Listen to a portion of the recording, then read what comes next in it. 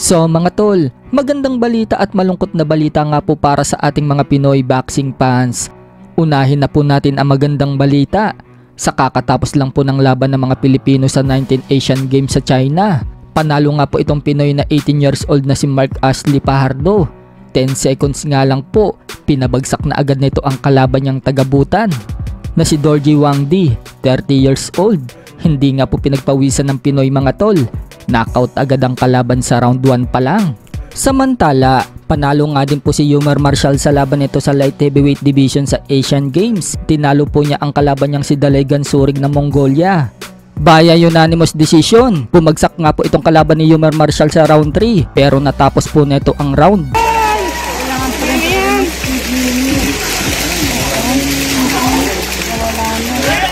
Parang puro power ni na ano naman.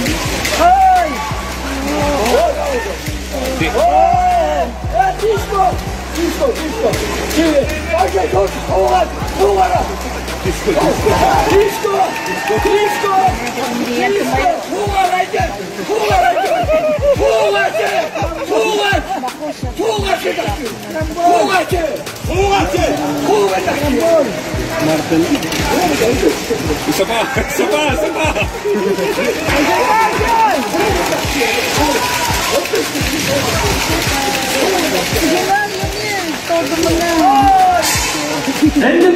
Pero malungkot na balita naman po para sa women na lumalaban sa 50 kilograms na si Ira Villegas sapagkat tinalo siya ng Mongolian woman boxer na si Yusogin Uyonsisig via points. Natalo nga din po ang isa nating pambato sa women boxing na si Iris Magno. Tinalo siya ng Uzbekistan na si Nigina Oktamova via points.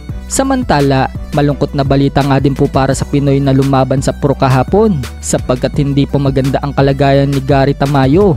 Tinakbo kasi siya ng hospital mga tol matapos ang 4th round referee technical decision sa laban niya sa kapwa Pinoy na si Joseph Ambo sa kanilang 10 rounder bout sa super bantamweight division.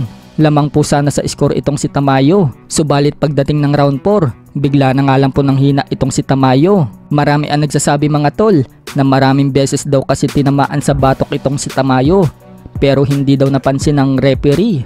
Makikita din na sumisenyas ang kampo ni Tamayo sa referee na sa batok umano tinamaan ng bata nila. Sana nga po maging okay si Tamayo at walang mangyari sa kanyang masama. Sa kabilang banda naman mga tol, sumabak na nga din po sa professional boxing ang isang anak ni Pacquiao na si Eman Pacquiao Bacosa. Debut nga po niya ito sa professional boxing mga tol. Nakalaban niya dito si Jomelko Diamat sa isang 4-rounder bout sa lightweight division. Makikita na masipag din sumuntok itong anak ni Pacquiao at parang si Manny Pacquiao din ito pag bumato ng combo. Subalit napasabak talaga dito ang anak ni Pacquiao mga tol. Malakas din kasi itong nakalaban niya kahit na pareha silang kakapasok pa lang sa pro. Kaya ang resulta ng laban mga tol, split draw. Marami naman ang nagsasabi mga tol na ito daw ang nakakuha sa galawan ni Manny Pacquiao. At kamukha din daw talaga ito ni Manny Pacquiao.